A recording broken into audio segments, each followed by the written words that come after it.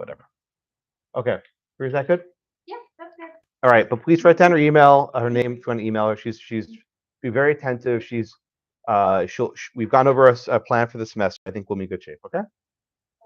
All right. Thank you so much, Randall. Anything else? We good? Okay. So again, then tell Professor Yamamoto by noon to relinquish you for other scholastic activities. Kevin and I are like this. Yeah. Okay. We get along quite well actually. All right. Good. What else?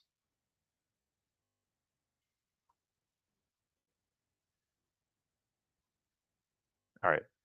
All right. I reviewed your the exit poll last class, and a lot of the students were unclear about the differences between actual notice, record notice, and inquiry notice. And I want to start off class on that topic.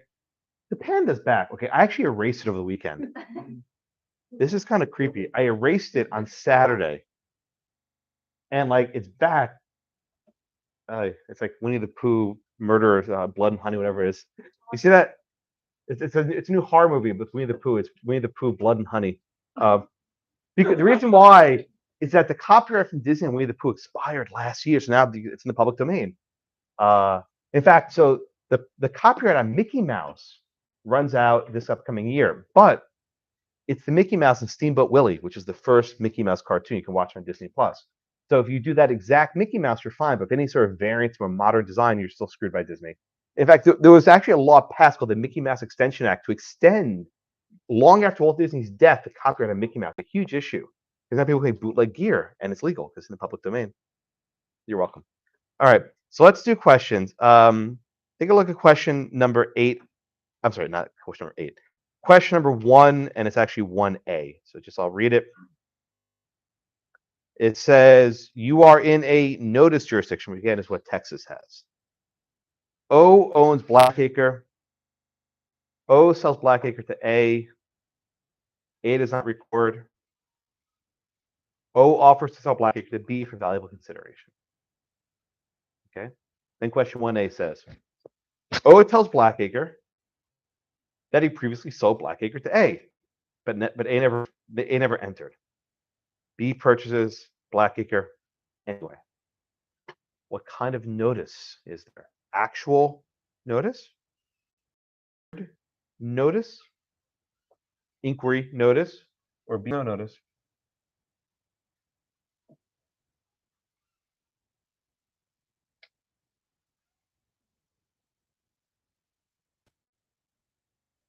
And who's next? You've been waiting, Lloyd, all weekend? I'm sorry. All right, just get another 15 seconds and we'll let them put their answers in, please.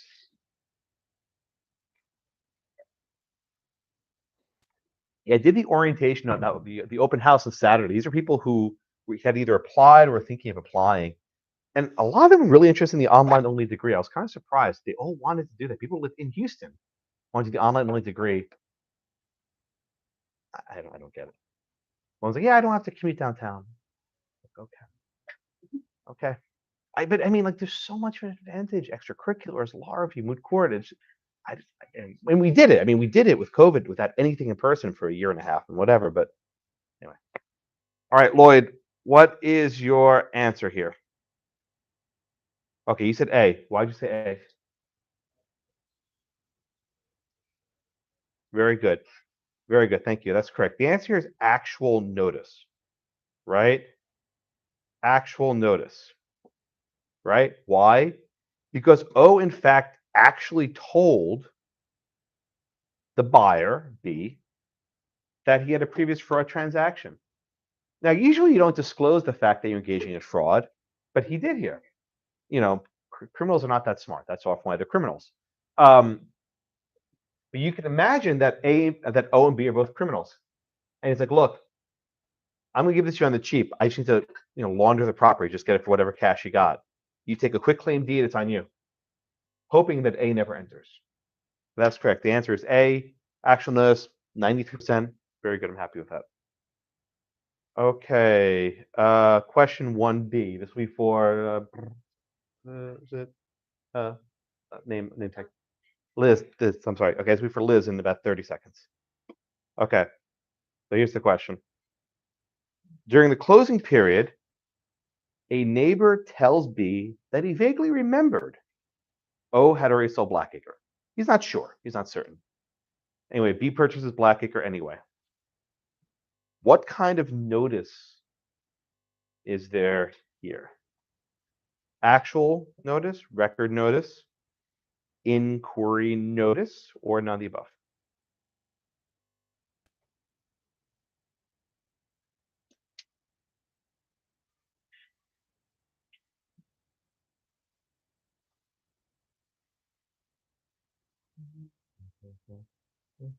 Okay, everyone got her name right?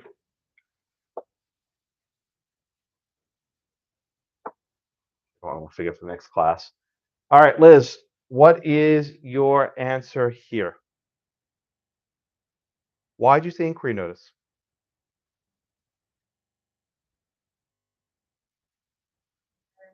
First off, why is there no, let me, why is there not actual notice here? Why is this not actual notice? Okay,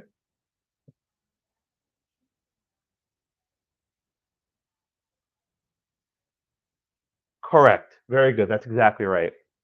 The answer is inquiry notice. I think these facts would make a reasonable person inquire further about this prior transaction. Maybe B will ask A, right? Maybe B will check some of the records. Maybe they'll do Google property tax search. Like they'll do something. But here, B just said, all right, whatever, and went ahead and bought Blackacre.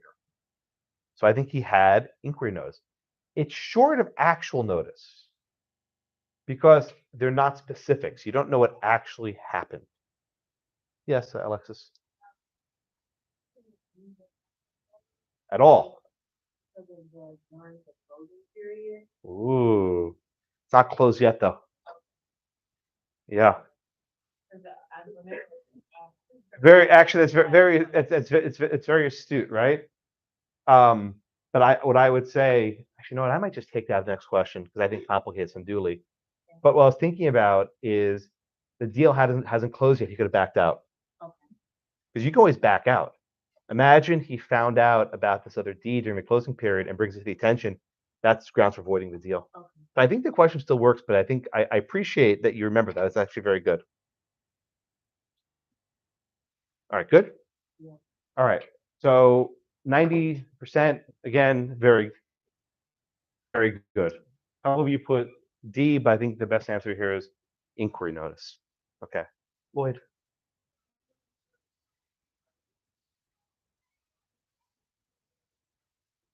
I'm sorry? Like, what if the neighbor says that he saw the transaction? That would be close to actual notice. Right. I put in here the question. He wasn't certain to try and make it less clear. I think that'd be enough for actual notice. Even though it's not there, Yep. All right. Who's next? Are you everyone? Max, me next? All right, you'll be next. All right, let's do question 1C. B is performing a title search. That's what we all do on Saturday, right? We just flip through the records. As she's flipping through the indexes, she randomly comes across a page with a deed in which A conveys Blackacre to C. B cannot figure out how Blackacre would have been conveyed from O to A. That's a missing link. B ignores the issue and goes ahead and buys Blackacre from O. What kind of notice is there? Actual notice, record notice, inquiry notice, or B does not have any notice?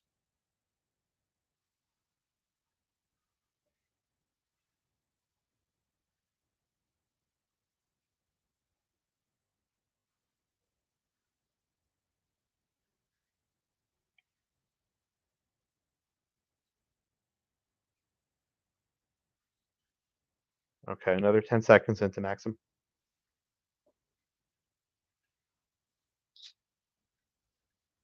Okay. All right, Maxim, what is your answer here? I put B. You put B. Why'd you put B? Uh, because like she was looking through the deeds and then she doesn't know like how the land was conveyed to A. Okay. See what we got here. Sarah, what'd you put? I put the record notice. Okay, I'll come back to you. Oh, who put C? Who put C? That was my second. All right. Well then, all right, Ivan, why'd you put C? Let's see, because record notice would be a she found deed from A to B. Inquiry notice was, there was enough information for her to have a duty to investigate. She just did it. Okay. All right. So I like this question because I think it's not entirely clear. Right? I can go either way. I think B is actually the better answer, but I think C is also acceptable. And let me explain why. The difference between the prior question with the neighbor is that there's no documentary proof. It's just someone saying, "Oh yeah, I remember there was some transaction," which means you have to go investigate. But here you actually have a document. Document might be called a record, right? You have some record showing a discrepancy. Now, again, it's a discrepancy to investigate further, to inquire further, which is what Ivan mentioned a moment ago. I think here the better answer is record notice. But again, I think C is okay. And if you explain why, right? You have this, when a reasonable person sees this, they're going to go dig further. Record notice and inquiry notice, again, are under this umbrella, right? Our lovely umbrella of constructive notice. And the two of them can often overlap. I think B is better answer, but I think C would also work. Everyone okay with that? At least it was maybe okay with it. Julianne.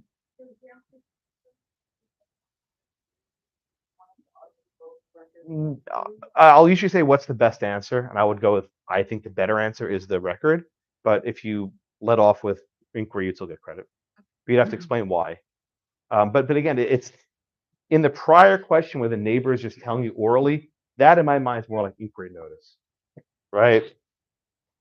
Here, but then again, it can go either way, right? Or think of the deed in a Harbor vs. Paradise that references other deed that was missing.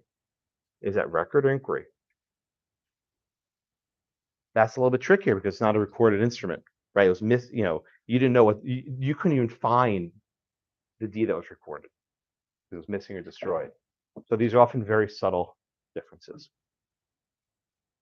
All right, with me? All right, so it'll be for Sarah in a few moments. This is question number 1D. Okay. All right, so it says B is performing a title search on Blackacre. She does not come across the deed from A to C. Okay. Again, this is not a continuation of the prior question. This is a totally new question. B is doing a title search. There is a deed from A to C for Blackacre, but she doesn't find it. B purchases Blackacre from O. What kind of notice is there? Actual, record, inquiry, or none of the above?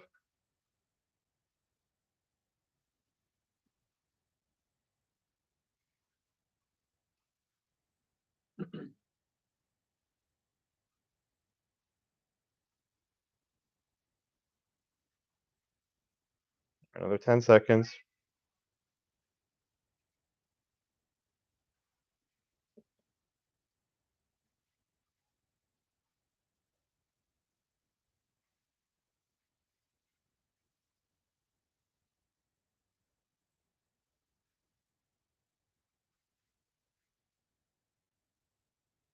All right, Sarah, what is your answer here? I put D, she does not have notice. Okay, why'd you put D? Because she performed proper title search, she looked, she didn't find it, so she put it no other way. Did she have any actual notice of this deed? No, nobody told her. Any record notice, anything that she could sort of work backwards to find it? Anything to put her on notice to look for this deed? No. She is no notice. Okay, that's the right answer here, D. So we got 85%. Okay, that's pretty good. About one or three of you put for each of the other ones. There's nothing in this question to make a reasonable person inquire further. There's no record she found that would make her dig further, and she has no actual notice. So the answer is D. And I'll just skip question 2 because we spent a lot of time on this. Sarah, how would you describe B in the prior question? How would you describe her? Yeah. Look at the next question. Subsequent bona fide purchase for value without notice. I would say it would be Okay. She did her best work. She was a BFP in this question, right? In 1D, because she had noticed. Sarah, just finish it up. Was she a BFP in the other questions? No, No, that's correct. In 1A, 1B, and 1C, there was some kind of notice, whether it was actual record or inquiry. If you have any kind of notice, you are not a subsequent bona fide purchaser for value. Therefore, in a notice jurisdiction, you will not be able to take advantage of the recording statute. Hillary. Okay, so let's say we mix the problem. Oy And vey. this person hears this from the neighbor, and then like he goes and checks, and it's not there. She just doesn't have any notice.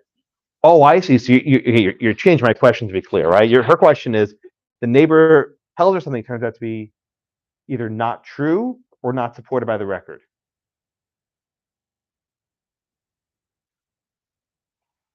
It's actually hard. I think it's actually a borderline question, right? So imagine, let me just state her question a little more clearly. The neighbor says, yeah, I think there was some sale in Blackacre. I don't remember the details, but something happened, right? And you go and investigate and you can't find anything. Or you have the woods. Well, maybe the deed was simply never recorded, which happens.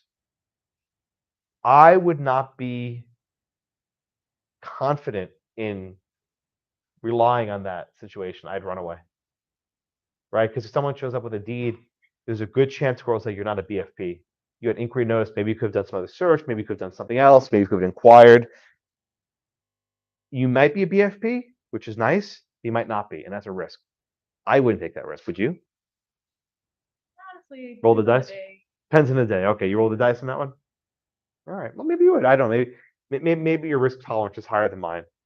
I've become more risk averse in my older ages. Yeah, Ivan. For record, I thought it was just the existence of a deed is enough to put or give constructive notice to the person, not necessarily enough finding it. Like if they fail to find That's a good definition, but can also be defined otherwise, right?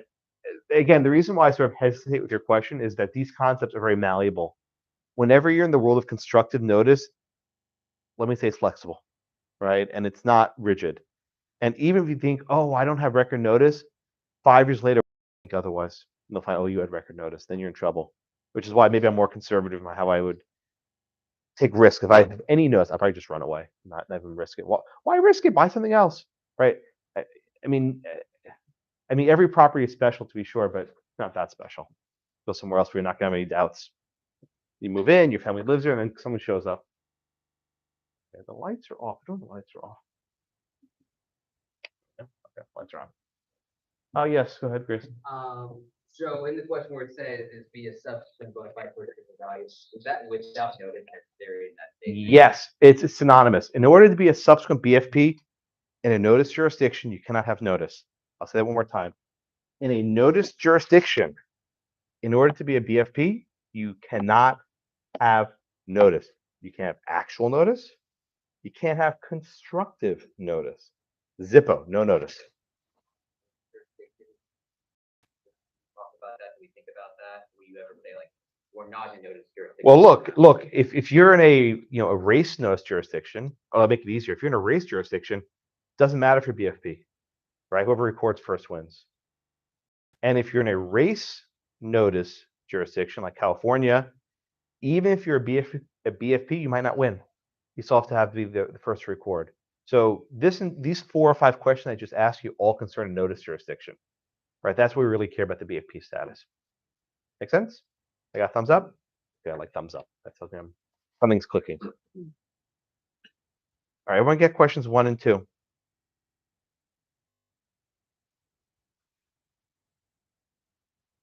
Nothing else? All right, so let me teach you another topic you've already learned, right? You've already learned nuisances, right? And torts and in property also. So this is the 3rd time for you? No, do you do nuisance of property? Okay, thank God. All right, so at least only once. At least I can teach something new a little bit. Did you do all 4 of these cases in torts? Where you did Boomer and Del Webb, probably? You knew the air conditioner case, right? All right, so something new. Okay, good. Thank you. That's helpful for me to know. All right, so the topic of nuisance really is kind of a merge between property law and tort law. They sort of run together, right? Because you think about it as nuisance liability from wrongful conduct, right? Wrongful conduct is a tort. Or you can think about it as liability for interference with use of land, which is a property issue. But they're really two sides of the same coin, right? Whether it's a public nuisance that it affects the general at large, or a private nuisance that affects particular persons, the analysis is really the same, right?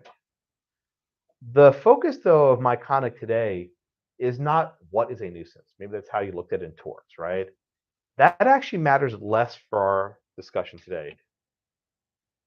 Our discussion today instead focus on is what do you do about a nuisance? In other words, what is the remedy for a nuisance? That's a very difficult question.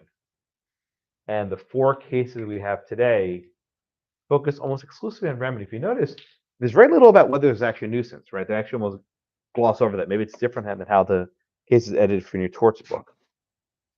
Let's start with a question. True or false question. Question number 3 for Patty in a few moments. Damages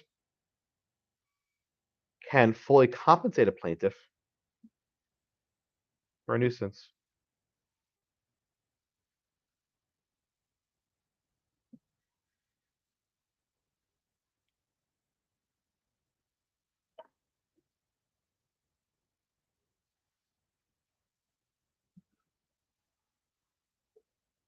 All right. True or false? All right. Another 10 seconds and Patty has it.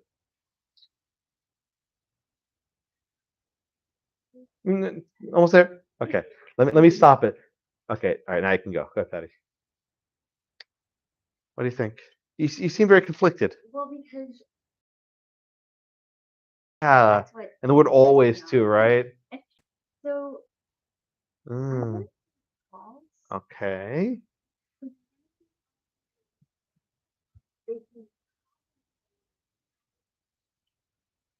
If it's still going, if the nuisance is on, that's not fully compensating. Gwen, what'd you put? I did put false. Yeah, why'd you put false? Well,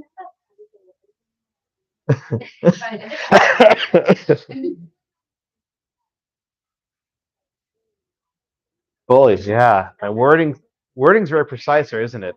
I've tweaked this question over the years because students always object to it. I think I've got the wording about right. All right, let's see what the class put. Let's see what we got. All right, 80%. Anyone put A? Want to volunteer? Yeah, Duke. Because I think the price right. The price is right. Yeah. Come on down. Yeah. By the way, Price is Right's gonna be doing a filming in Beaumont in April. Yeah, it's go to Ticketmaster. Get in Beaumont to watch a live show that taping The Price is Right. All right. Come on down. Spay neuter your pets, right? But don't do it anymore. All right, Sinclair, I think your hand was up. But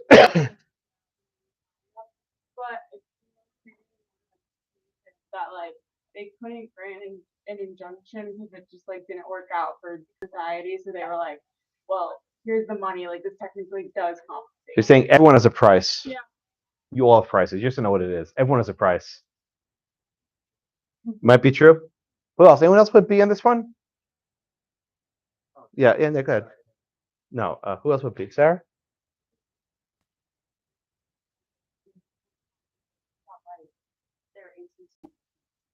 All right, last one, Julianne.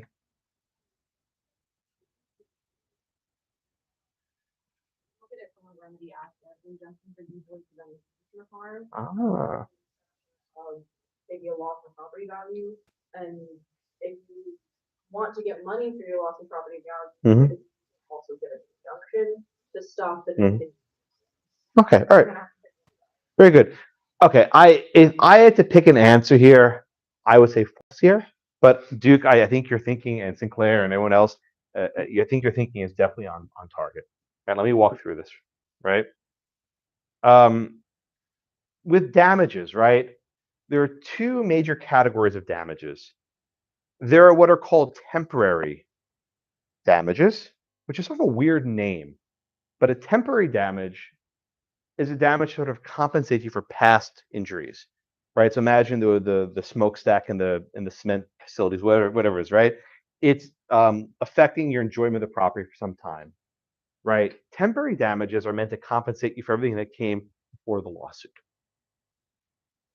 Then you have what are called the permanent damages, and that's sort of a weird concept also. What does it mean to have permanent damages? They pay you indefinitely every single time they emit the smokestack? No. What they're doing is basically a one-time lump sum paying you now compensates you for future injuries. Future injuries. And what's the future injury? I think Julianne mentioned it a moment ago.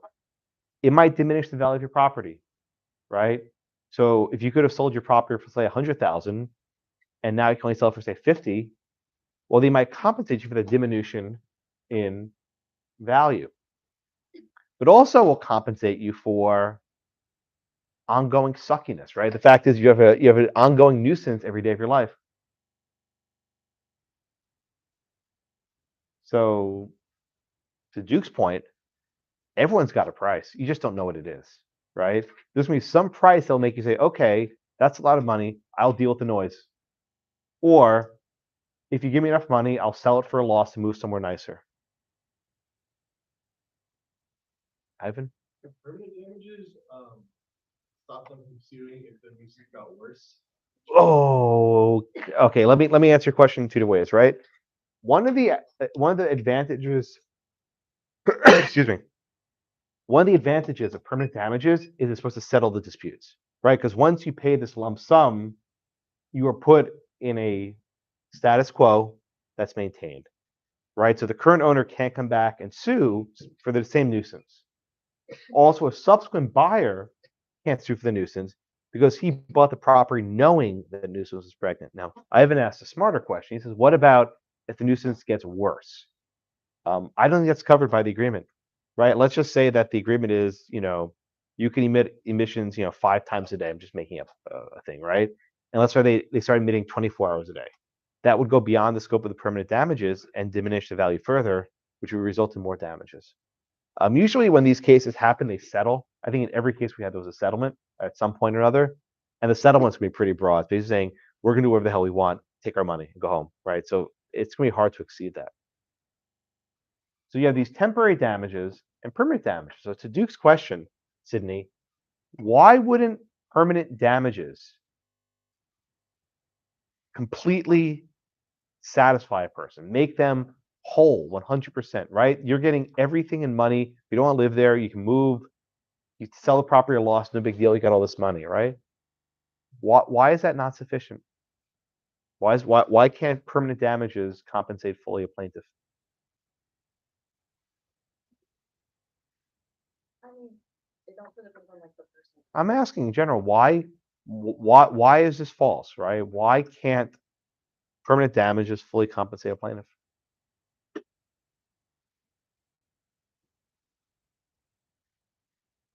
There's an injury to someone that just can't be like looking at. Okay, give me more. What do you mean injury that can't be? Why couldn't injury be solved by money, right? Why are certain injuries? Any injury can be solved, and money fixes everything. It makes the world go round. Oh, you pay their medical bills. And if you need something completely, They got the comment, the peanut gallery over here. Yeah. I think Daisy, why can't damages fully compensate? The permanent damages, they give you a boatload of money, pay for everything, go move to Florida by the beach, right? Why is that not enough? But you can move, leave it, abandon it. But you compensate for the past damages, and they're compensating for future damages. Why is money not enough? But you can move. If you move, oh, of that prop. Okay, now we're getting closer. Right, now we're getting closer, right? Maria, what is it about that particular property that makes it special? There's no other property like it. Oh, good. We speak in property, we say property is unique, right? Each parcel is unique. Each parcel property is unique. And it's not to say go move somewhere else, right? Go move down the street where there's no noise. If you bought Blackacre, that's Blackacre, that's what you want. Later this semester we'll do what's called eminent domain. Eminent domain. This is where the government can take your home for government or some public use, hopefully. And they can do so by providing you just compensation. And just compensation, we'll see, is basically the fair market value of your house, more or less. But people have sentimental attachments to property. Maybe your kids grew up there. That's where your family lived for generations. Maybe you have a family live nearby. Maybe your job is nearby. Maybe your school's nearby. When you force someone to move, you uproot their life. So yes, everyone has a price, but not all sentimental things have a price tag on them. For everything else, there's MasterCard, right? But usually, remember that commercial, right? Yeah, I'm just dating myself. But does everything have a price? Maybe Duke thinks it does. Maybe not. I don't know. All right. So again, I think the law would say falls to this one, right? That there are some injuries that money can't solve. There's some things that money can't solve. So if we don't use money, we turn to a different remedy. Paula, what is another remedy we can turn to? Injunction junction, right? An injunction. Great. See the 50th anniversary of Schools Rock? So that 50th anniversary. Great show, Schools Rocks. Okay. An injunction. Paula, what's an injunction, please? Stop doing it. Okay. An injunction, or to enjoin, it's ENJOIN. You'll see it both ways. Injunction or to enjoin is a court order to stop doing something. It could also be a court order to do something. For example, install scrubbers, install filters, right? Take precautions to avoid emissions at certain times of day, right? So you can have injunctions that are positive, do something. Injunction that's negative, stop doing something, right? There are also different kinds of injunctions. So you might have a temporary injunction, which might be, all right, until you pay up your damages, you can't run your facility, which we'll see in a case today, right? Until you pay your damages, you can't run your factory. You guess what? They're going to pay real quick. They're going to find the money real quick, hand them over a check and say, thank you very much. Let me run my factory again. That's a temporary injunction. There are also what you might call a permanent injunction, which means forever, or at least almost forever. You can't do this. So long as this nuisance exists, you have to stop your action. Right? The injunction is a very aggressive remedy because it forces the business to shut down altogether. Now, perhaps they can find a way to fix the nuisance, for example, by installing scrubbers, or maybe by installing a new air conditioning system. But there's some nuisances you can't fix. You can't fix 1 million pounds of manure, of cow manure. You can't fix that. You can't just like spray some Febreze, right? You can't get rid of that scent. That's one left of that one, right? You never know if the jokes are gonna hit. I always wonder. It's like, I don't reuse them usually. I try to make them new, but right? Not all injunctions can be fixed. Now you can also have situations where you combine an injunction and damages. So maybe you have temporary damages for your past injury combined with a permanent injunction. Or maybe you have a temporary injunction until you figure out what the litigation is going to look like, and then you wind up with permanent damages. Or maybe the court enters a temporary injunction during litigation and ultimately finds there's no nuisance and then dissolves the injunction. Right? Courts can sort of mix and match the different remedies to handle these different situations. Okay. Yes, Alexis.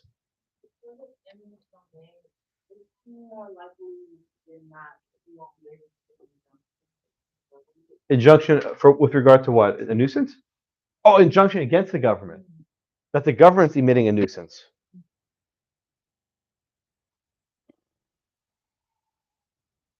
So her question was, if the government is engaging in a nuisance, can you use can you seek an injunction? It's a good, really good question. I'll make sure I answer it carefully. The short answer is probably not. But if the government is in fact diminishing the value of your property, you can use what's called the takings clause and assert the government's taking your property. We'll do this later this semester, so I don't want to get too ahead of myself. But what you'd actually seek is compensation from the government for the diminution of value of your property, which is sort of like a permanent damage. You're probably not going to get an injunction for nuisance, but there are and the reason why is what's called sovereign immunity. You can't sue the government for stuff unless they're violating the Constitution. But most states and the federal government have environmental laws. So where this usually comes up is if the state is polluting, you could seek an injunction under federal environmental law. It's not a common law nuisance, but there is kind of a federal process to do that. Texas gets sued all the time. Imagine Texas is, a seeping whatever chemical into the groundwater, for example, right? Using the Environmental and the Clean Water Act, these various things, you can seek an injunction. But we'll do later federal eminent domain stuff. It's actually complex. It's a hard part. Did you already do that in con law? No. Haven't got to it. Who does it first, me or you?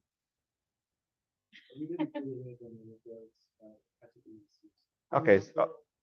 Okay, then you guys are mixed. Okay, that's fine. All right. So again, damages, you have the temporary damages and permanent damages.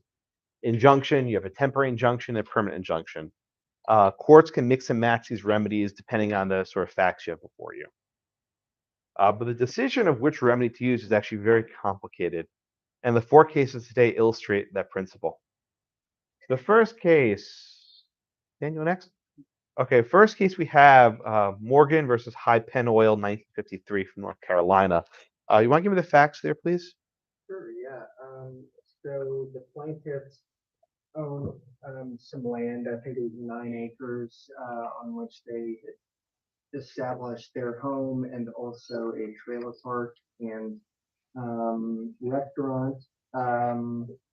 And High Penn operated an oil refinery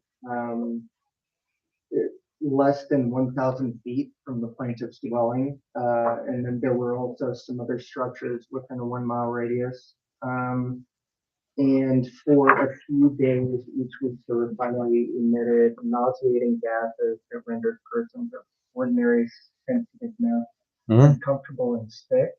So it substantially impaired the use and enjoyment of the 9 acres by the plaintiffs and their renters. Good. The defendants failed to put an end to the pollution. And the plaintiffs also offered evidence showing that the refinery was the only possible source of that nuisance. The jury found the refinery removed from set damages of $2,500. The judge entered a judgment to that effect and enjoined the defendant from continuing, at which point the defendant appealed. Okay, very good. Thank you. That was very good. Thank you, Daniel. So this is a classic nuisance case where you have a community where people live, where they work. We don't say trailer parks, we say mobile homes. I want to say trailer parks, someone got upset. So mobile homes. Look, we can all be whatever, fine. Mobile homes. And you have a refinery nearby that create all these emissions of gases and odors that invaded the property. Morgan became sick and impaired Morgan's use of his land. So it's pretty clear there's a nuisance here, right? At least under the common law. But then it gets to the question of the remedy. Right, so Ivan, let me ask you just a threshold question. Couldn't Morgan just, close his windows during the emissions and, maybe just put a nose plug on? Wouldn't that just be enough to fix the problem? Yeah, it would fix the problem, but it's not appropriate because it's nuisance. And couldn't the refinery maybe install some technology to stop the emissions and stop the gas? Couldn't there something they could do? They could as well, but they would, the plaintiff would suffer in the meantime. So let's say that they didn't go to court, but they just worked this out themselves. You think that Morgan and Penn Oil could have worked out some sort of arrangement? I mean, like you said, everyone has a price, so probably, but I think not, because Morgan would have suffered the entire time while they're figuring something out. I'll go to Caitlin. Thank you, Ivan. Caitlin, what's Morgan's incentive to do nothing, right? What are they hoping the court does here? I mean, I'm sorry, the oil company, right? What's the oil's incentive to do nothing? What are they hoping happens here?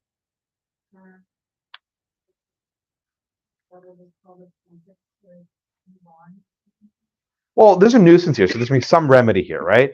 If you were the lawyers for the oil company, what's like your best case scenario for the remedy? Damages came to go away. And unlike a settlement, which was my question to Ivan, if the court orders permanent damages, you pay this and that's it, you go home, right? But what's the risk, Caitlin, of the other remedy? Yeah, what's the risk of an injunction? Shut down. All their workers lose their jobs. Community was shut down, right? So you can imagine, right? You're the lawyer for the oil company and you're advising your client. You're taking a risk here, right? You're taking a risk. The risk is you hope the court bluffs, right? You hope the court says, well, this is really bad. Morgan's getting sick, but I don't want to put 100, 3 people out of work. That's your calculus.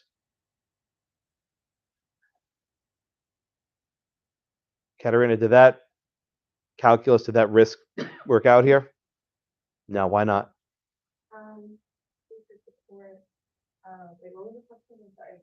Was the risk hoping the court just issue a damage award? Did that risk work out? Why not? And what did the court order here? Permanent injunction. Okay, very good.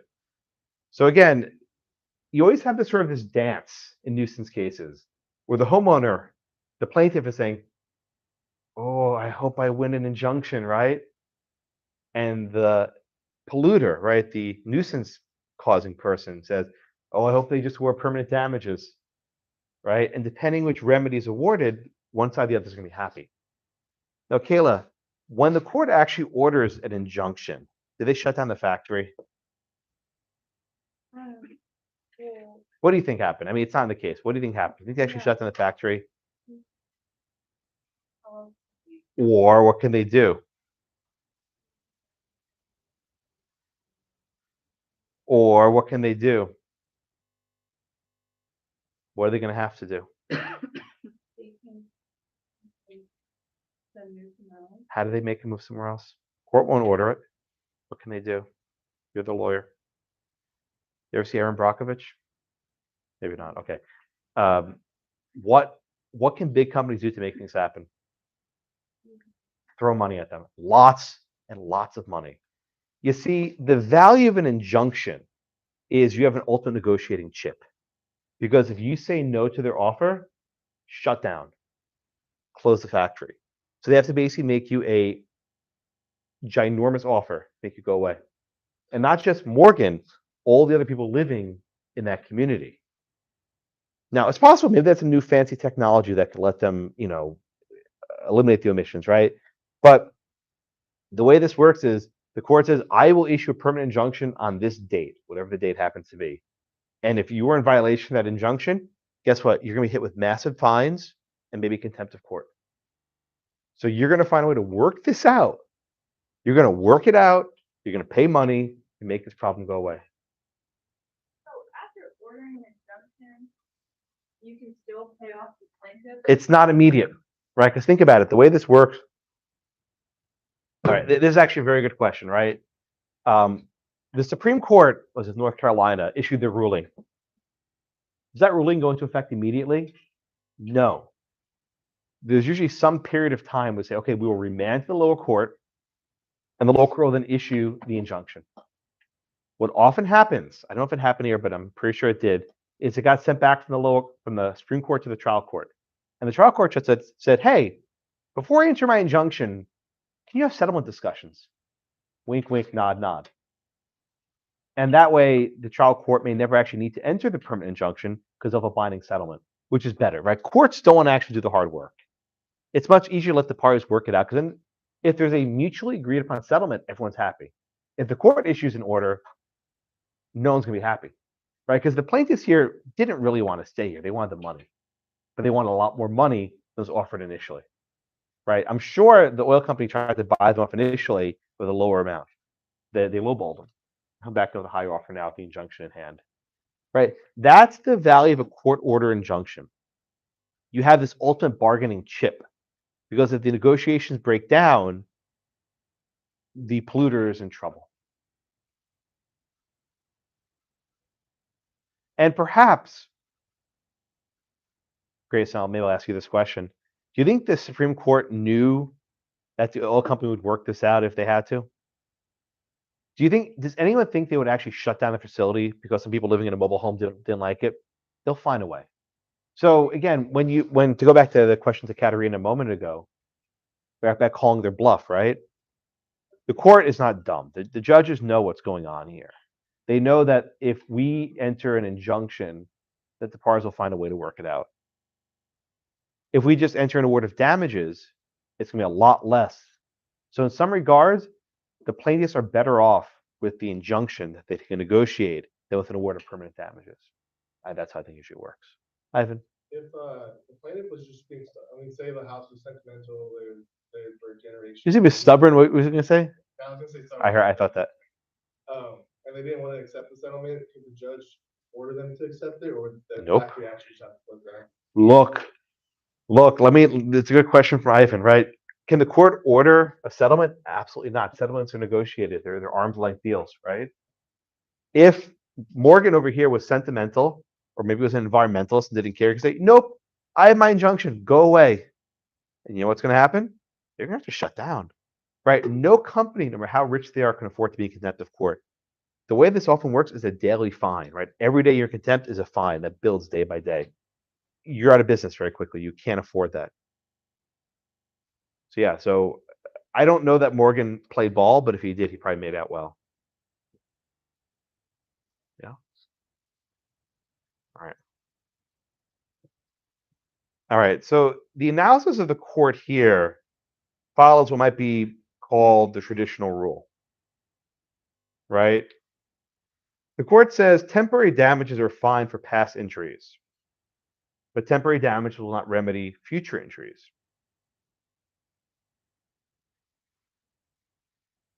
The court doesn't really address whether permanent damages could address the future injuries, because at common law, permanent damages were not favored. At common law, the permanent injunction was favored. So again, think of the pairing, right? With common law cases, you would couple temporary injuries for past conduct, couple temporary injuries with a permanent injunction for the future. And that's almost the opposite of what we see later in cases like Boomer.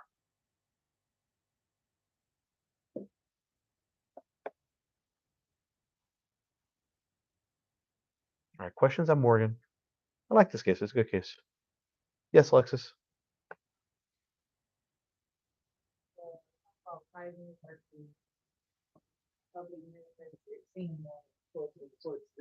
But Mhm.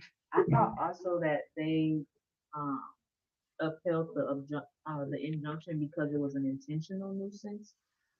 That's not really a yeah, I mean issue. that you're correct. It's not terribly important from my perspective. Yeah, it's funny. You can read the same case in two classes with totally different angles. Like, I don't even care why it was a nuisance. That's not important. That's a tort issue. But yeah, good point.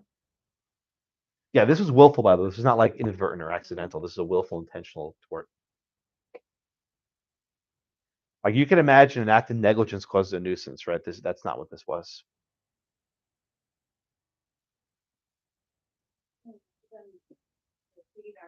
So this case is highlighting that common law.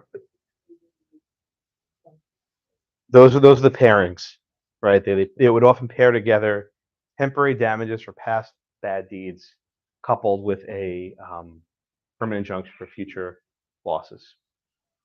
Good. All right, who's next? Elise. All right, next case right here in Houston. The Estancias. What is Estancias Dallas Corporation? Always confusing people, but it's from Houston case. Estancias Dallas Corporation versus Schultz. Please give the facts.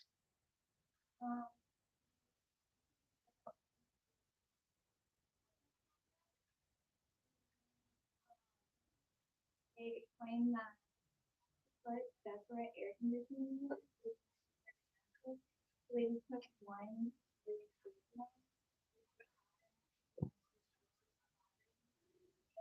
Basically, it was so long on and they could no longer. Mm-hmm.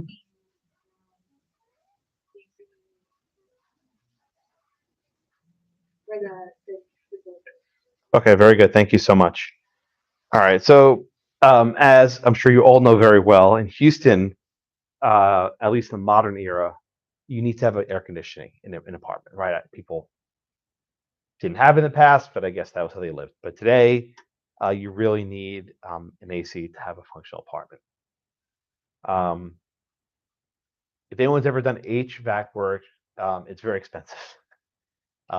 Usually the HVAC is laid down when a building is constructed, and it's going to be very complicated to fix it midstream. I had my HVAC system replaced when I told you when I first moved in, it was like 10 grand just for a single house. It was just ridiculously expensive. Imagine now you have a complex with, was it 8 buildings over 150 units. You would need to run, you'd basically, I think, anyone correct me if I'm wrong, you'd have to rip off the walls in almost every unit to put in, the little units in the window, or you could put perhaps this ginormous thing on each roof of the building. That's another option. Or what else? What else could you do? How could you actually fix this? I mean, you tell me. Yeah. Put up an insulation barrier, To block the noise. Would that work? just like they do at airports. All right. So how close? This is for Jacob. Jacob. So how close were the Schultzes to the to this huge AC unit? They were like, Right. And like, how loud was this noise? I mean, if you compare it to a helicopter or helicopter or jet airplane, it's pretty loud. Right. Yeah. And so, Duke, I don't know if anyone lives within 50 feet of an airport where the runway is. Some, I mean, maybe you do. If you ever drive, like, if you're going to the airport, you kind of drive past where they're taking off. It's pretty darn loud. Anyone ever actually work on the runway on the ramp of an airport? They wear those huge, ear protection because it's so loud. So again, let me go to Ben for a moment. Ben, why can't the Schultzes just wear like earplugs and the Bose noise canceling headphones around the house? That didn't exist, but you know what I'm saying, right? Why can't they just deal with the noise? Why is it so bad for them? Well, because wouldn't that just interfere with the general use of the property? Yeah, it would, right? Do you think, Ben, before this case went to the Court of Appeals, that the real estate company tried to work a deal out with the neighbors? I wouldn't really imagine so. But if the house is only worth what, $25,000, whatever it was, and the cost to replace AC was almost 200 grand, why wouldn't they just give them a check for $25,000 to go away? Oh, well, because they've been living in that property for a while. No, I know they wouldn't accept it. My question is, do you think the real estate company would make the offer? Maybe. Yeah. So, in a world where everyone acts rationally, right? Perhaps if they offer them 25,000, 30,000, even $50,000, that would have been cheaper than replacing the AC unit. But sometimes people have sentimental attachments to a home. They've been living there for many years. That's their family home. They were there first, as someone said a few minutes ago. They were there first, and they didn't want this huge jet engine in their backyard, making it impossible to live. And I guess in Houston, you run the AC like 7 or 8 months out of the year, 9 months, 12 months out of the year, right? 12 months out of the year, right? Electric bill is just as high in December, right? You run it year round, so there wasn't really a way of just even minimizing different times of the year. Okay. So again, we'll assume there's a nuisance here. We think there was lots of noise. Then we get to the issue of remedy,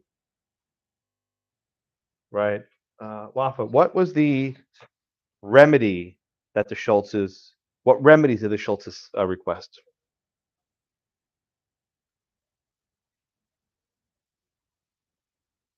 Well, you answer first. Okay, so just spell out first. You answer my next question also. Why did they seek both damages and an injunction? Going future, right? What were the damages for? The damages were for hearing the noise. In the past. Very good. So again, the damages were designed to remedy past injuries. These were temporary damages. And the plaintiffs also sought a permanent injunction to prevent the sound from happening in the future. Okay. Again, that's the pairing common law. It was the combination of temporary damages with permanent injunction. Now, Hillary, how did the real estate company respond to the request for the permanent injunction? What was their argument why that should not be granted? They said that the trial court failed to balance their. Oh, sure. Balance equities, but why, from a policy perspective, why do you think the company would not want to pay, not want a permanent injunction? There's an obvious reason. Yeah, right. This is similar to the Morgan case, right? This is not just shutting off a factory. People work there. They get their livelihood. Where would all these people live in 1,500 units? I'm sorry, 150 units while the construction is going on? Aren't there leases that would have to be breached? Aren't there penalties associated for that when the landlord breaches a lease? Right. So the logistics of actually shutting down this entire building, breaching 100-something leases, finding new housing for all these people would be complicated. Now, I suppose maybe you could install temporary units in the window, right? Maybe you could do different things to make it hospitable. But let's assume you couldn't. Right? Let's assume that for this period of time there'd be no HVAC at all. No AC. All right. So what did the trial court do, Hillary? So they granted the damages and the injunction. The injunction, because they made the. Why do they have to pick one? That's just how they do it. You have to pick one. Is that Alejandro? Is that how you have to do it? Why have to pick one? We're going to like the balance equity type, or I don't know. Yeah. But didn't Injection on something and then like. no, but why? Okay, so why do you have to pick it though? Isn't it kind of weird? No, Alejandro, you should carry it. Alejandro, why was it not weird? Pick your remedy, right? Choose your destroyer. You ever watch Ghostbusters? Like choose the form of your destroyer, right? That's what I think of. Right? How do you want? In other words, how do you want to win? Right? You get to pick how you win. Like get everything that you want. Duke, why do you think the trial court gave a choice to the plaintiffs in picking the remedy? Because it could treat you money. Rectify the situation. Yeah, I guess you prove how strong are the principles, right? Are they really sticking to their guns? They just want to cash out for a higher price. Because again, the real estate company probably made an offer for settlement at the outset that was very low. But now with the court order in their pocket, it's like, okay, there's an injunction hanging over your head unless you give us our price. So they gave a choice. And which one did they pick, Duke, at least at the trial court? Yeah, I would pick, they picked the money? Oh, hold on. No, didn't they? I think I chose the injunction. Am I right there? Yep. Okay. So as a trial court, they pick the injunction. That's what I think, right? Because even if you get the injunction from the court, you can still go with the settlement outside of court, right? You can say, okay, I have this injunction in my hand. You know, that offer you maybe last week, let's just quadruple it. Let's just start there, right? You can just extract it, and you can probably get up to 200 grand, right? Because whatever the cost is of them repairing the machine is where you can actually negotiate up to. Maybe even more. I don't even know. Okay. Aseo, what did the court do in appeal here? So we affirmed it. Okay. What did they think of giving a choice to the plaintiffs?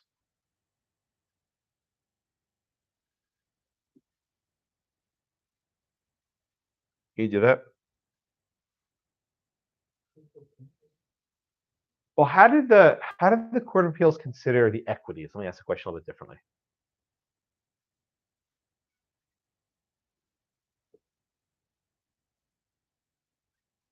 Was it that, they had suffered a greater injury? Schultz? Okay, now we're going in the right direction. All right, so spell out what injury did the Schultzes suffer? Let's start there.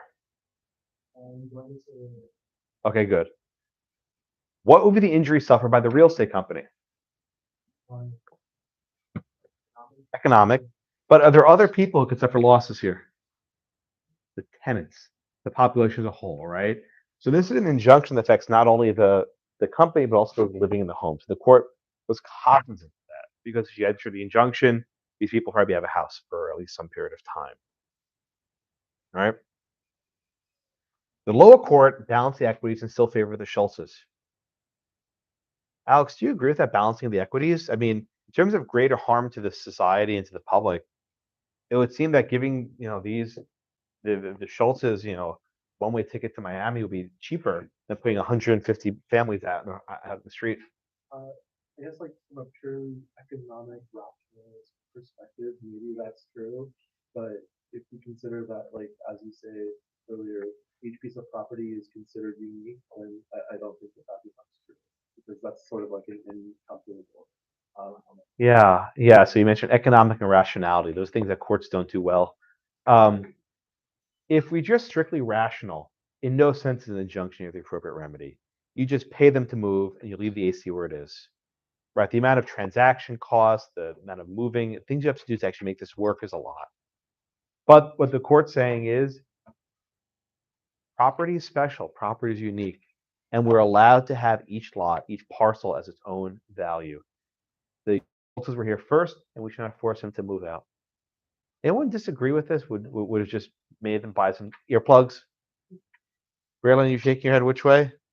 Down for the Schultzes. All right, let me. Anyone against this? Anyone disagree with this case? Just curious.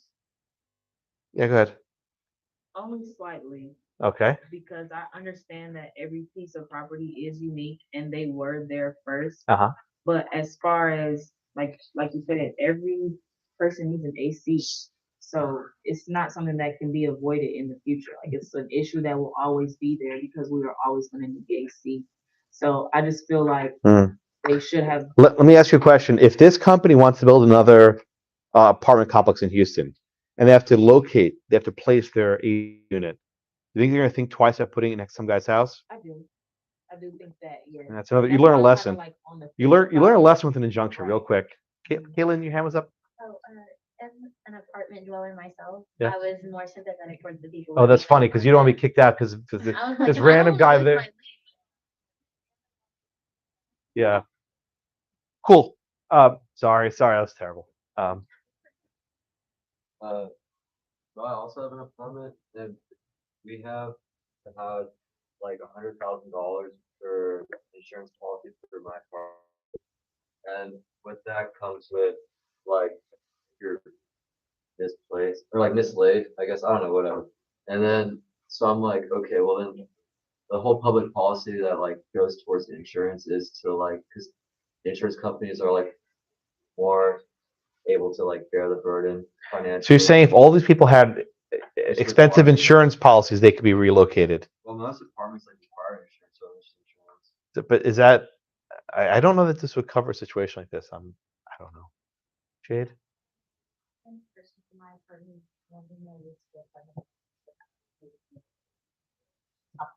Oh, that's interesting. So then this $200,000 cost would just be the tip of the iceberg, right? Because they have to pay all the cost of relocation. I don't know if this case in the 70s they would have had that sort of provision. Curious. Did you actually read your lease? Yeah. Good for you. I never did. Things you learn. The worst property professor in the world. Julianne.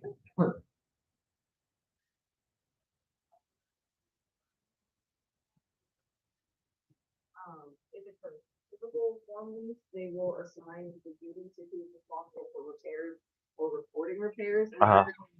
the apartment complex is responsible for making repairs so long as it's repaired.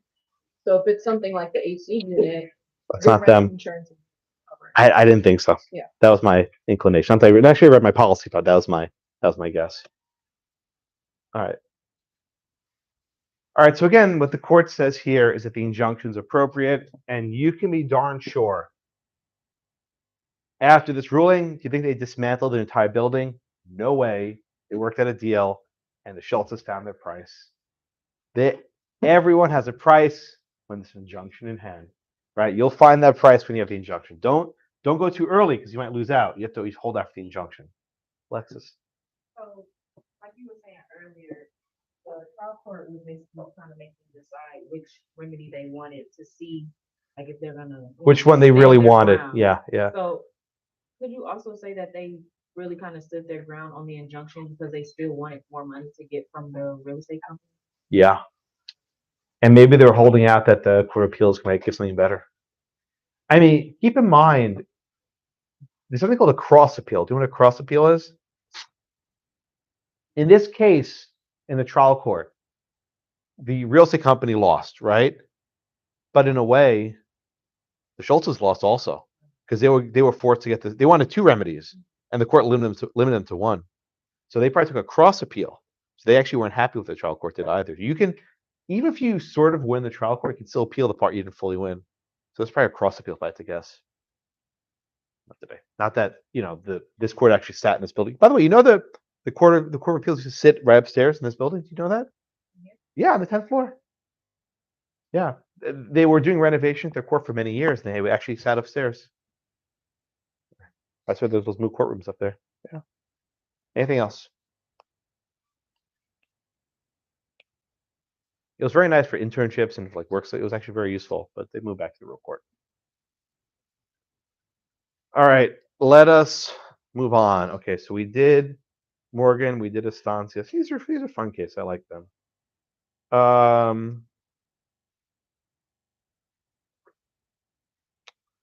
right, after Estancias, are we doing Boomer? Let's do Boomer.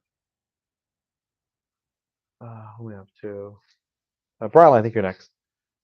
Can you give me, please, the facts in Boomer? Yes, sir. So, the owns a it's on for his Boomer and his neighbors. Boomer said that the plant emits dirt, smoke, vibrations, so he sued for 2 remedies, for damages for past losses and an injunction which would require the plant to shut down. And the court granted damages but denied the injunction, and the plant stayed open. So Boomer. Yeah, these are not good vibrations. They're bad vibrations. Sorry. Oh, God, that was dreadful. Okay. I won't use that one again. Okay. All right. Thank you, Brylan. Very, very good. So let me just sort of pause here and just sort of keep our chronology in mind, right? Morgan was from the 1950s. This is more of the common law approach. Boomer is getting towards the 70s. And by the time you get to the 70s, there's been sort of revolution in environmental law. Historically, environmental law didn't exist. To the extent it existed, it was done through private nuisance actions, right? Where a person would sue a company for polluting a river or a stream, right? There'd be a nuisance action or something like that. But environmental law works differently, right? With environmental law, the government enforces these regimes. So if you pollute in a stream, it's not the obligation of a neighbor to bring a nuisance action. The government can fine you. If you pollute in the air, it's not the obligation of a neighbor to sue you for a nuisance. The government can fine you. But it's even more complex than that. At both the federal and state level, there's what's called permitting, right? You need to get a permit to do anything.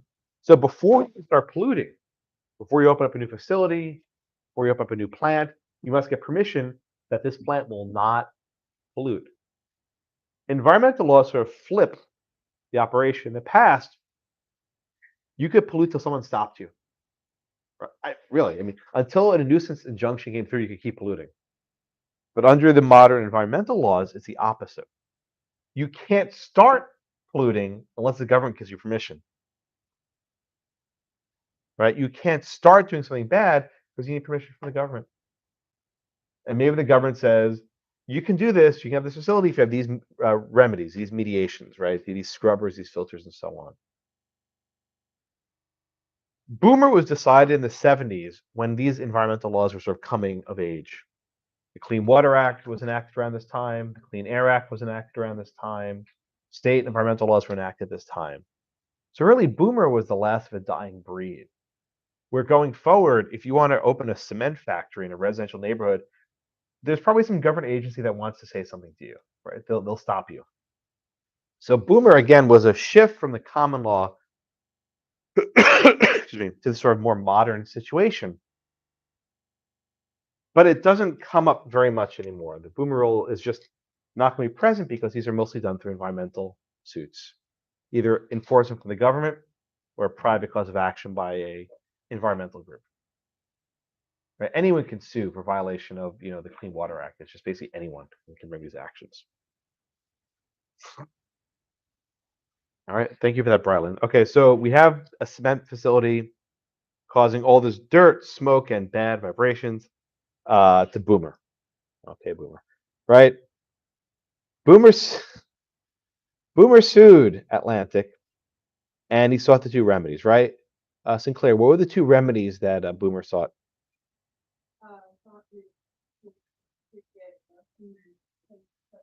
Good.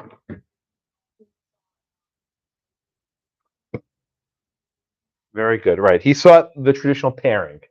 Right. He sought temporary damages to compensate for past injuries, and he sought a permanent injunction to compensate for future injuries. Right. Stop polluting and then make up so I'm whole for the past.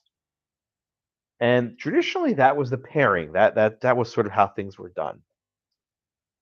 But Boomer was like, I'm sorry, Atlantic was like, wait a minute. We've invested millions of dollars in this plant. Was it $45 million? And we have over 300 people working at this facility. A lot of people.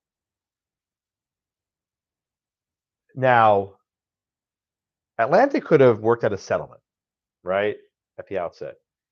But they probably thought, there is no way the court orders an injunction against us. That's always a risky gamble.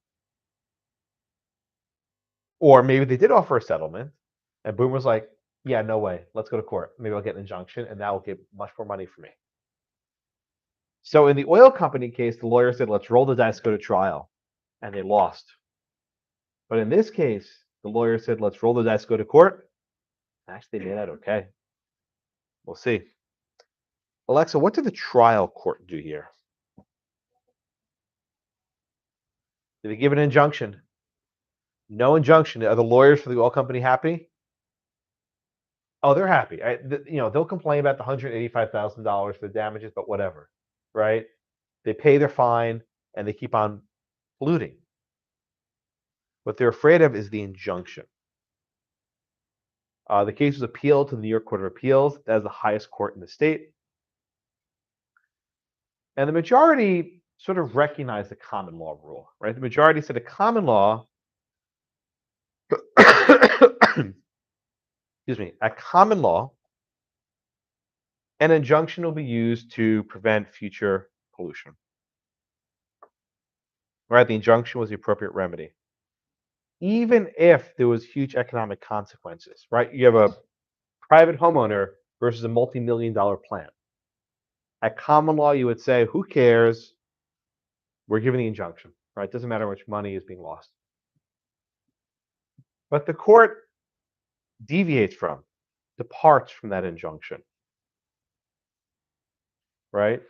Manure, what remedy does the Court of Appeals, the High Court, issue in this case?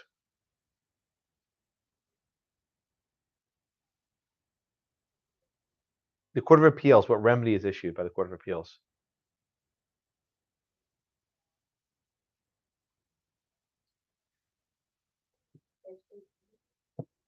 What remedy is ordered? I'm looking for one word. Damages, actually two words. What kind of damages? Sorry. Thank you, Miss Ma'am. Permanent damages, right? Did they issue an injunction? Correct. No injunction, right?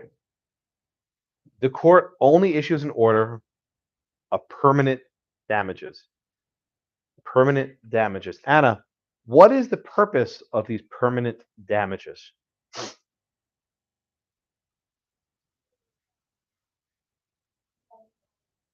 Indemnify. That's a funny word. What does that mean, indemnify?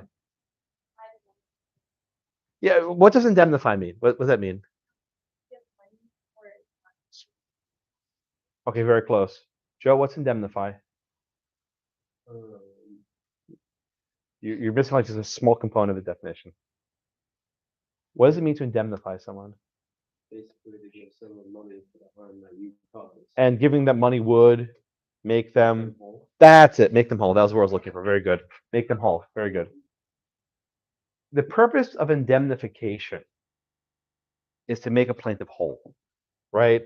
To indemnify is to make whole. Is that whatever damage you're giving them,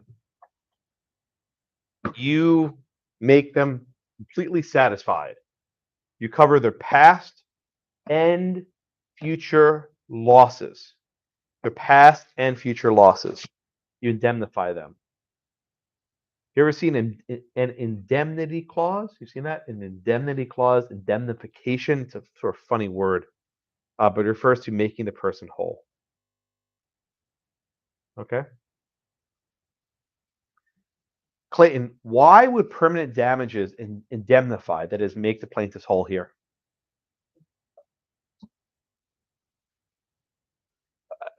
Okay, so I think you're on the right track. Let's just get a little bit more.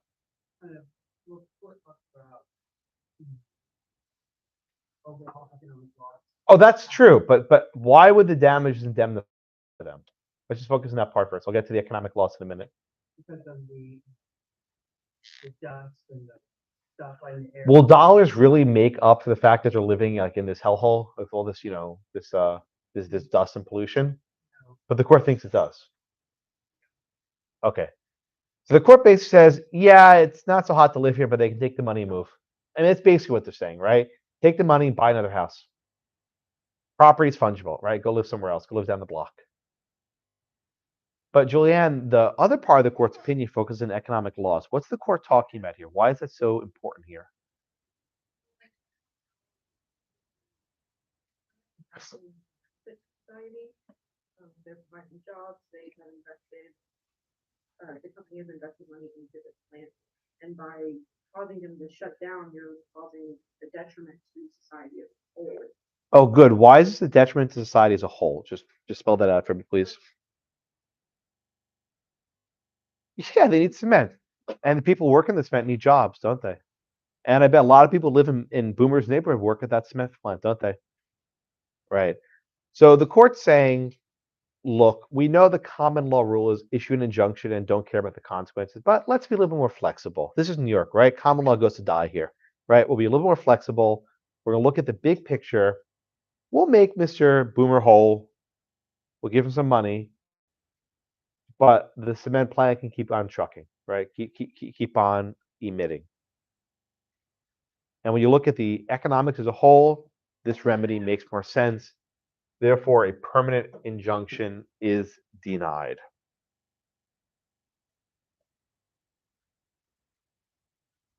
Okay.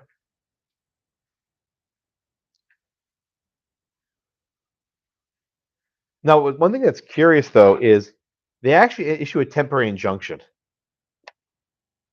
right? They actually issue a temporary injunction, but that temporary injunction will only be in effect until Atlantic pays the damages.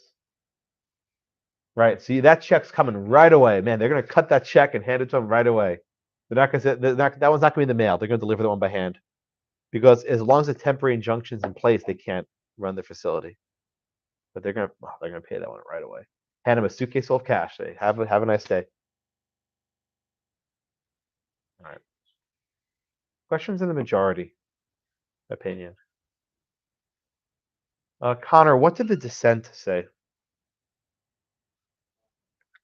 We disagree, Judge Jason.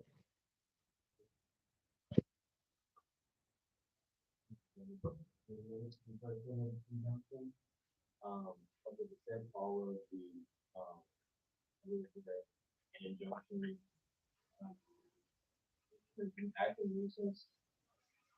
The both in substantial continuing. Did he follow the common law rule or the modern rule? The dissent.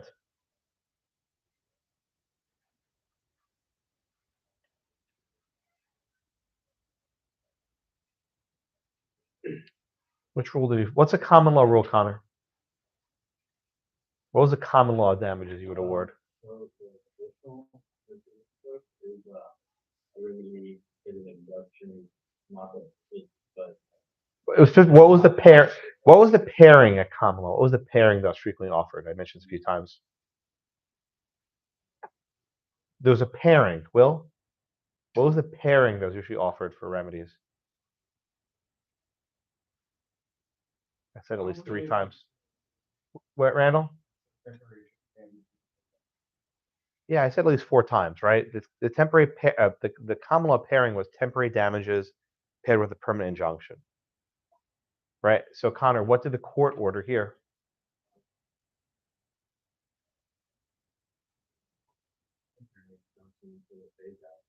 No, right, temporary injunction. But what was the final remedy they offered here? What kind of damages? No. Yes, permanent damages. So here the majority deviated. Instead of giving the temporary damages with a permanent injunction, they issued permanent damages. Right, so they deviated from the common law rule here.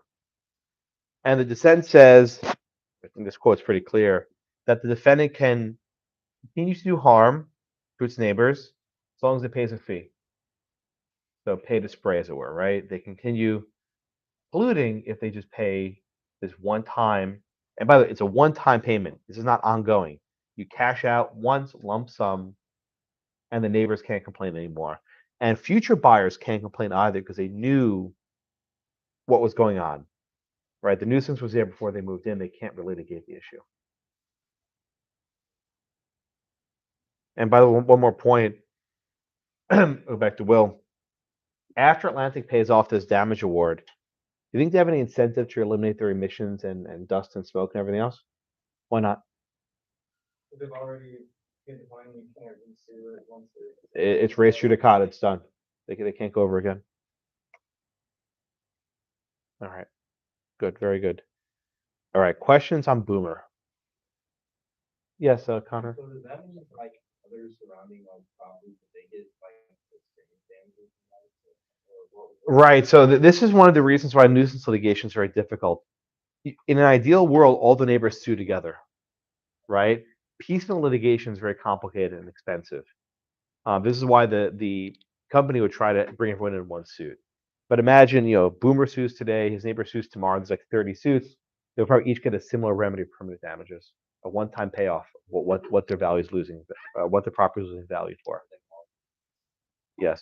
The reason why I mentioned Erin Brockovich, which is a movie with Julia Roberts, almost 20 years old now, I think, where there was a utility company that was polluting the water. And her job was to round up all of the neighbors and have them bring a lawsuit against it. It was PE&G, the Pacific Gas and Electric, or PG&E. But they all brought the suit together, and they all had to refuse settlement offers. The company tried to buy out every neighbor, and they all had to refuse because if one neighbor caved, that the entire thing would fall apart. They all had to hold together. All right. Are we good on Boomer? Okay. Our last case today is one of my favorite cases of the year. Rand, I think you're next.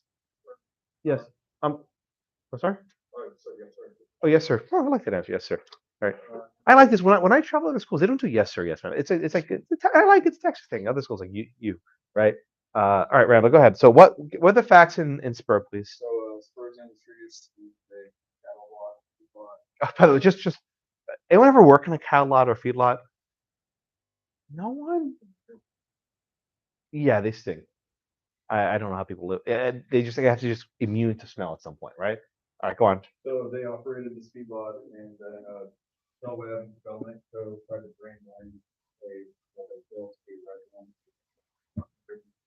resident.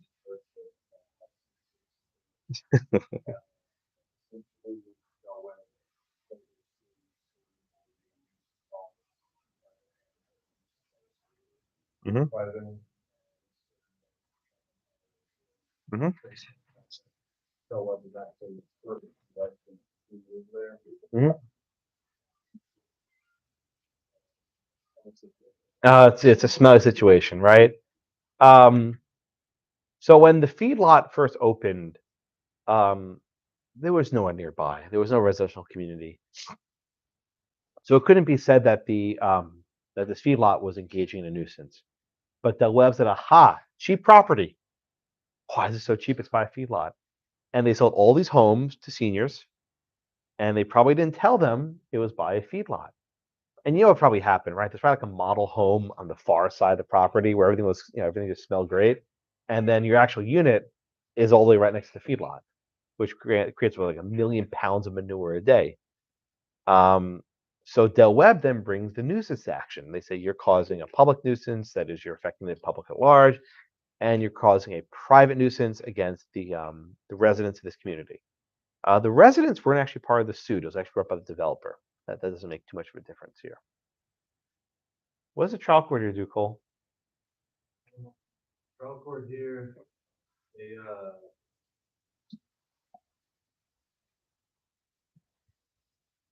did a combination of injunctive and damages. Yeah, what was the pairing? What was the combination?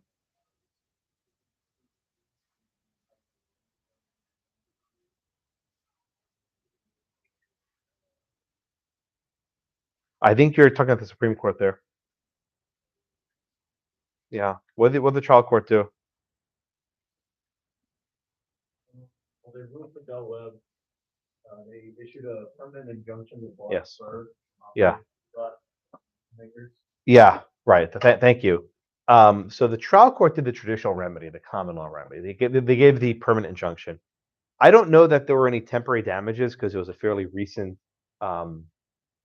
people only recently moved there. But the trial court entered in the permanent injunction. The consequences, though, are stark, right? There's no way that the Spur company can come into compliance with the law, right? They're violating the law. The law says you can't have this feedlot near people. So they either shut down or move to another location. I actually had a student a couple of years ago who worked in a feedlot, and he said it would be very expensive to move all those heads of cattle to another spot. Just very complicated, very expensive. Um, you can't just like put them like in the back of a truck, right? You have to herd them and bring them to another location. Lloyd, we got everyone? They do everybody? Wow, look at that. Okay, so Lloyd, back to you. What did no, I knew the back row. You guys thought you'll be next. You'll be next. Lloyd, then Kendall. All right, Lloyd, what did the Arizona Supreme Court do here?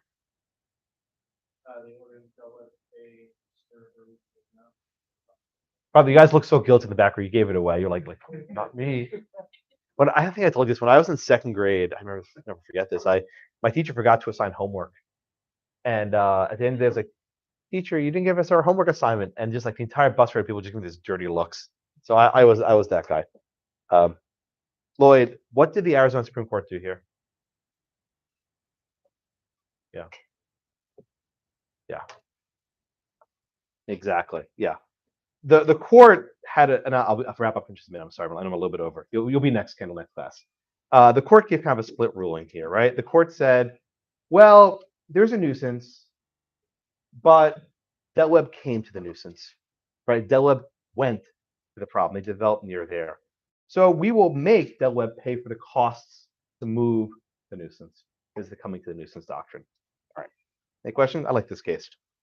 All right, I will turn the poll on. Please, as you exit, just put it on.